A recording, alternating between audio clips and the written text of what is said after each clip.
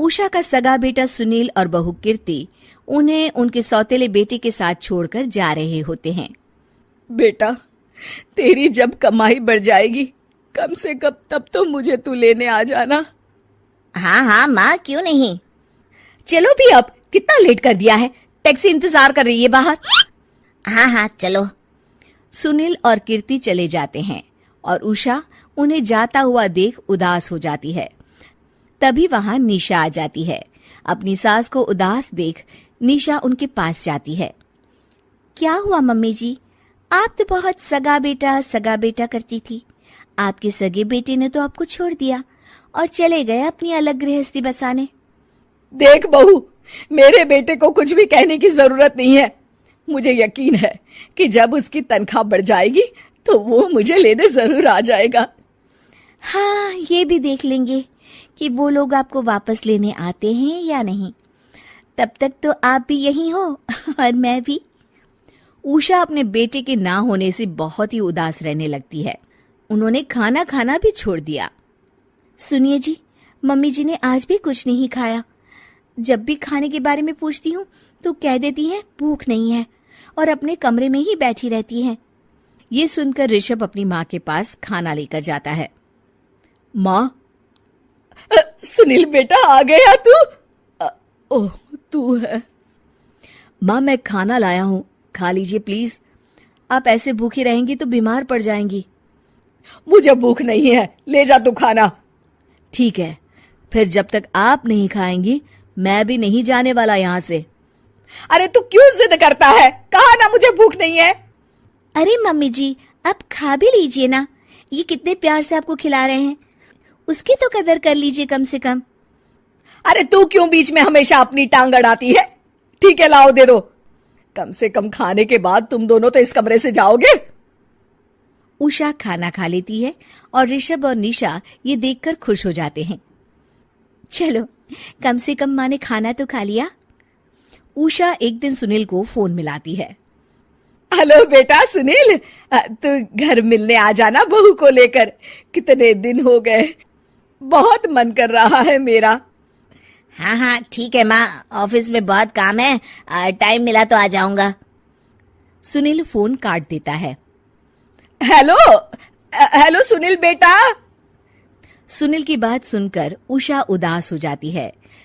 तभी वहां ऋषभ आ जाता है। माँ, ये देखो, मैं जलेबी लाया हूं तुम्हारे लिए, तुम्हें बहुत पसंद है ना? उषा जलेबी देखकर बहुत खुश हो जाती है। अरे वाह, जलेबी लाला दे। उषा जलेबियां खा रही होती है और ऋषभ अपने कमरे में चला जाता है। देखा मम्मी जी, आपका ये कितना ख्याल रखते हैं, और प्यार सगे और सौतेले से नहीं आका जा सकता। आपको उदास देखकर ये आपके लिए तुरंत जलेबी ले आए, यही तो प्यार होता है। ये कहकर निशा वहां से चली जाती है और उषा सोचने लगती है, शायद तू ठीक कह रही है बहू। उषा देखती है कि ऋषभ उसका बहुत ख्याल रखता है और उसे उसकी गलती का एहसास होने लगता है। एक दिन सुनील और कीर्ति घर पर आते हैं। उषा उन्हें देखकर खुश हो जाती है। और माँ कैसी हो? अरे बहुत अच्छी हूँ। ऋषभ और बहू मेरा बहुत ख्याल रखते हैं। वैसे मुझे नहीं लगा था कि तू आएगा बहू के साथ। क्यों, ऐसा क्यों लगा आपको माँ? बेटा, फोन पर तूने कहा था कि तुझे बहुत काम है। हाँ माँ, पर मुझे ये भी तो पता था ना कि मेरी माँ इंतजार कर रही होगी मेरा। ना बेटा ना, मैं तो इंतजार नहीं कर रही थी, मैंने तो उम्मीद ही छोड़ दी थी। सुनील को यह देखकर अजीब लग रहा होता है कि उसकी माँ ऋषभ से अब बहुत अच्छे से बात कर रही होती है और उसके आने की उनको कोई खास खुशी भी नहीं होती है। अपनी माँ का ध्यान न पाकर उसे थोड़ी सी जलन महसूस होती है। माँ, ये देखो मैं क्या लाया हूँ, साड़ी तुम्हारे लिए। हाँ बेटा, अच्छी है साड़ी तो। अच्छी है तो फिर आप आज इसे पहनो और फिर कहीं घूमने चले जाते हैं।